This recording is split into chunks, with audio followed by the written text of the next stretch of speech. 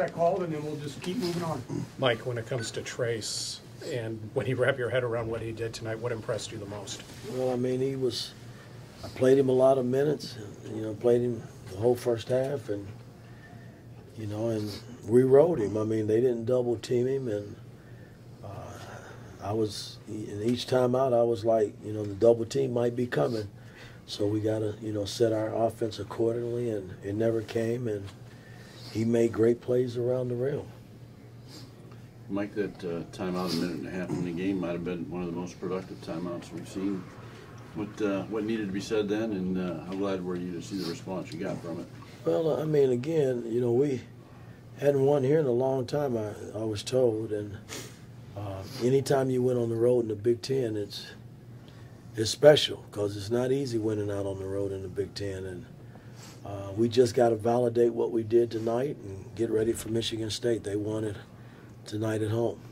Tonight was a career high for Trace, but he's had a few of these games where it's felt like at both ends of the floor he was really controlling play. How much do you let him sort of dictate where he goes, what he does, obviously within the structure of the scheme when he's playing that well? Well, again, I mean, my thing is to put him in position to be successful. He's got to finish it, and I thought tonight, we went to him. I mean, I rode him. I pretty much 90% of the plays was geared to get him the ball, and I would have been foolish not to do that. I mean, until they actually stopped him, and they didn't do that tonight. He kind of had his way, and we kind of played around him, so that was kind of nice.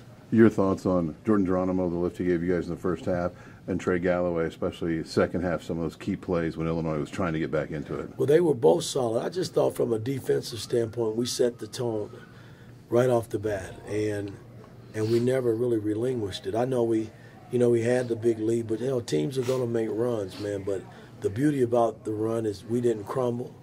They started pressing at the end, and I thought we turned it over a little bit more than what I wanted coming into the game, but for the most part, we did everything we needed to do to win this game.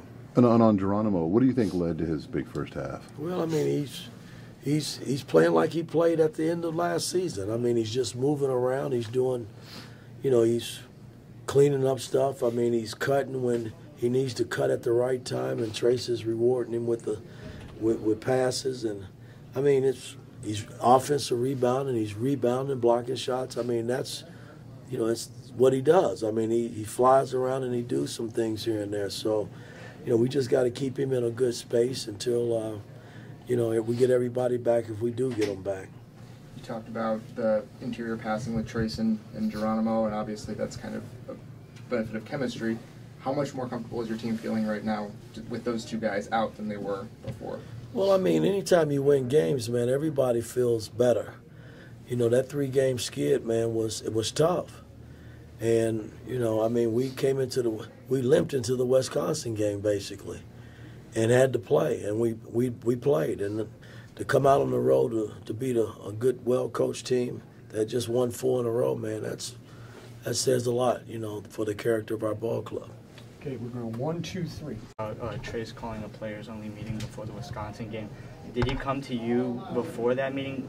And I guess just what was your reaction to him doing that? No, I mean, listen, I try to control the locker room as much as I can, but when players want to get together, I have no problems with that.